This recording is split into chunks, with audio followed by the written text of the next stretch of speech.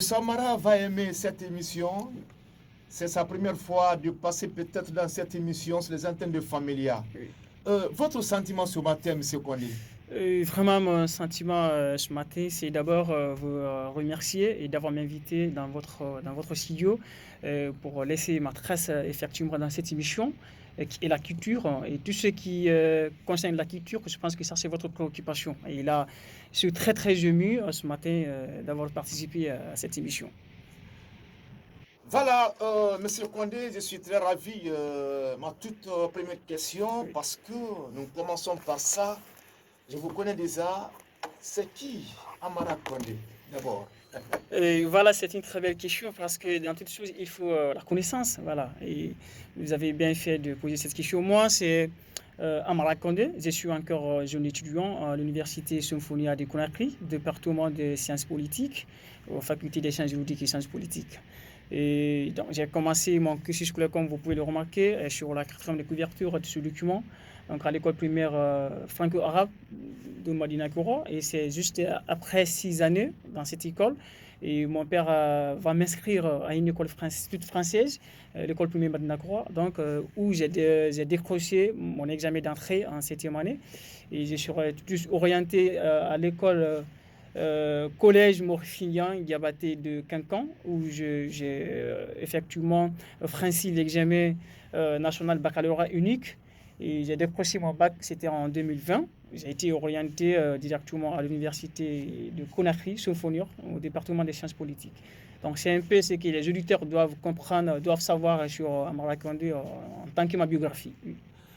Voilà, Monsieur Kondé Amara, nous sommes très ravis de vous recevoir ce matin, surtout dans cette émission Parlons en culture. Oui.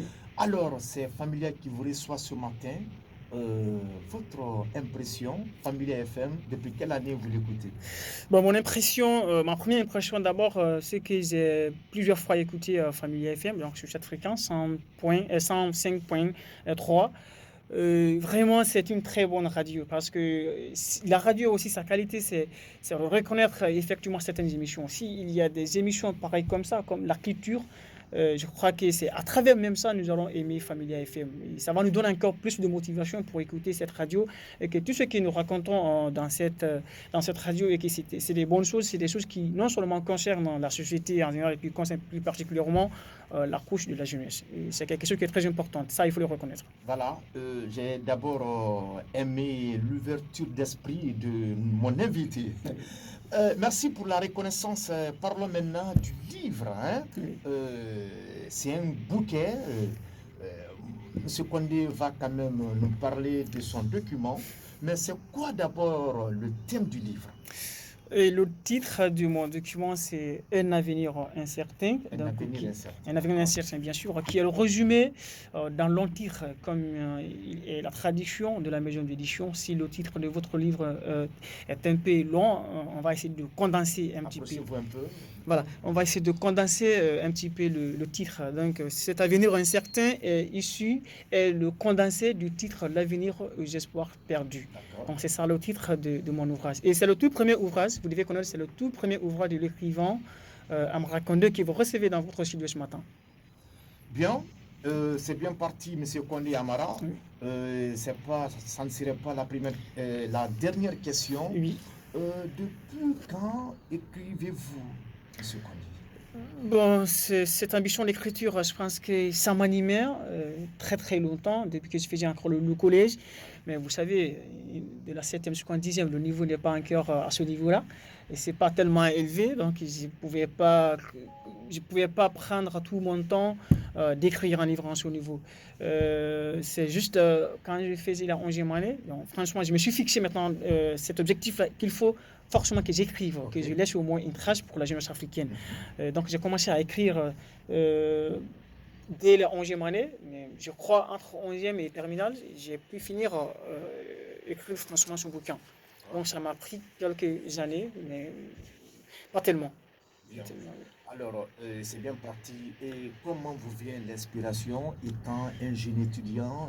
Bon, d'abord, la situation des classes est là. Vous avez d'autres affaires à traiter. depuis quelle année M. Kone a commencé à écrire cet ouvrage? Oui, c'est compliqué, surtout avec la jeunesse, parce que nous, les jeunes, nous sommes pris par des choses qui concernent beaucoup la jeunesse, par les actes juvéniles. Oui, Il y a la participation à des événements de la jeunesse, à des organisations plus particulièrement. Mais moi, mon inspiration, c'est d'abord la lecture, parce que la lecture aussi, c'est ce que nous disions le plus souvent, que la lecture, ça nourrit l'esprit. Donc oui, moi, ma oui. première je peux dire que mon inspiration, c'est d'abord en première position la lecture. Et Ok. après la lecture, je vous dis dans votre studio que la musique m'inspire beaucoup. Surtout la musique du genre reggae. D'accord. Tidiane Diafra Koli, Mhm. j'ai parlé de lui dans ce document. D'accord. Comment dirais-je, j'ai annoncé quelques citations de ce chanteur du reggae, D'accord. Tidiane Et Diafra Koli. sans vous couper la parole, hier, on était quand même dans les cérémonies pour la célébration de cette date historique qui reste encore dans la mémoire des gens, où ils rend d'ailleurs hommage à la famille, n'est-ce pas, de Rasta. Alors, c'était hier le 11 mai, Oui. voilà. Et vous savez, 11 mai, vous rappelle quand même, hein. 11 mai me Voilà, ça rappelle, vous dit quoi bon, réellement? 11 mai me rappelle, ça me dit effectivement la commémoration de la mort de Bob Marley, Bob qui est Marley, d'accord. la plus grande figure du reggae Mhm. du monde entier. Parce que D'accord. Bob Marley, c'est pas lui qui a commencé le reggae. Il y avait Ken Boothe, il y avait Max Romero, il y avait tant de Jamaïcains qui ont effectivement propulsé le reggae. Mais la toute première grande star du reggae dans le monde entier, c'est Bob Marley. Donc c'est quelqu'un qui s'est beaucoup battu pour l'émancipation de l'homme noir. Et moi, c'est d'abord le tout premier point, effectivement, pour lequel j'ai beaucoup aimé Bob Marley. Mais auparavant, je ne comprenais pas. Mais Mhm. dès que je suis arrivé au lycée, un jour, en classe, j'ai même posé des questions à mon professeur de français. Mais pourquoi on n'étudie pas les thèmes de Bob Marley? Et c'est quelqu'un qui s'est beaucoup battu pour l'émancipation de l'homme noir, pour la revendication des couleurs Oui, et la valeur des couleurs noires à travers le monde entier. Donc, 11 mai, ça me rappelle effectivement Bob Marley qui est né en 45, d'accord, 1945 et qui est mort encore en 1981 d'accord. suite à une maladie de cancer. Donc franchement, ça me rappelle son anniversaire. Donc, paix à son âme. Amen. Voilà, on va écouter un peu Salifou Keita, Dunia Etene, Lonin Tonakabo, c'est bien dit. Aimables auditeurs, vous nous écoutez un peu partout à travers le monde. Vous êtes bien dans votre émission. Parlons en culture qui reçoit ce matin un jeune écrivain, un jeune homme, un grand monsieur d'ailleurs, monsieur Kondé Amara. Voilà, on parle ce matin du livre qu'il vient de mettre quand même à la portée de tous. Merci de suivre cette émission. Barry Ali à ce micro. Merci Cheikh Lebon à la technique.